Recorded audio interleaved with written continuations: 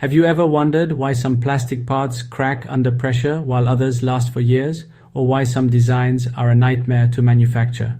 Today, I'm revealing 4 secrets from my 30 years of experience in design for injection molding that can transform your designs and save you countless headaches. Stick around, because by the end of this video, you'll know how to create parts that are not only functional but also ready for manufacture. Let's dive in. Hi, I'm Ben Nell, a graduate mechanical engineer with almost 30 years of experience in design for injection molding. I've worked on everything from small components to large-scale productions, and I've seen it all. Brilliant designs that work flawlessly and catastrophic failures that could have been avoided. That's why I've created a comprehensive online course designed for injection molding. With 18 modules, you'll learn at your own pace how to design parts that are not only functional but also ready for manufacture. Whether you're a beginner or experienced designer, this course will take your skills to the next level. Let's uncover the 4 secrets that every designer should know to master plastic part design. 1. Draft angles. Draft angles are the slight tapers added to the sides of a part to allow it to be ejected from the mold easily. Without proper draft, the part can stick, causing damage or requiring excessive force, which can wear out the mold. For example, I once worked on a project where a missing draft angle led to a mold getting stuck, costing thousands in repairs. The general rule is to use at least 1 or 2 degrees of draft, but this can vary depending on the material and surface finish.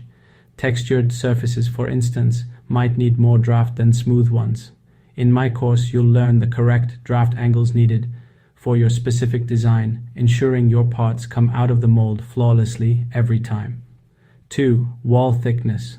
Wall thickness is critical because it affects the cooling time, shrinkage, and structural integrity of the part. If the walls are too thin, the part might warp or be too brittle.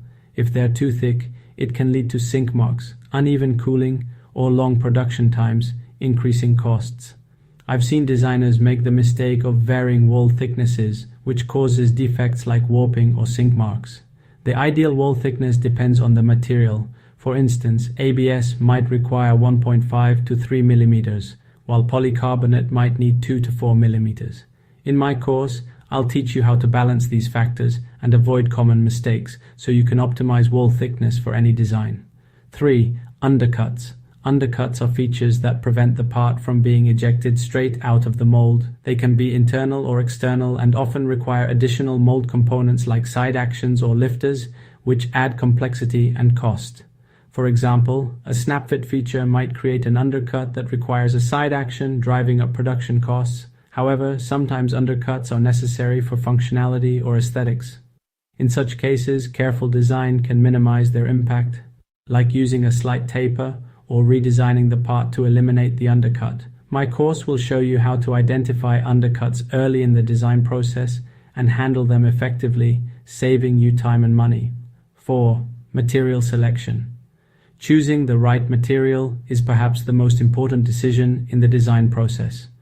Different plastics have different melting points, flow rates, shrinkage rates, and mechanical properties. For instance, polypropylene is great for living hinges due to its flexibility, while nylon is excellent for high-strength applications. I once worked on a project where the wrong material choice led to parts cracking under stress, costing the company weeks of rework. Understanding the trade-offs between cost, performance, and manufacturability is key.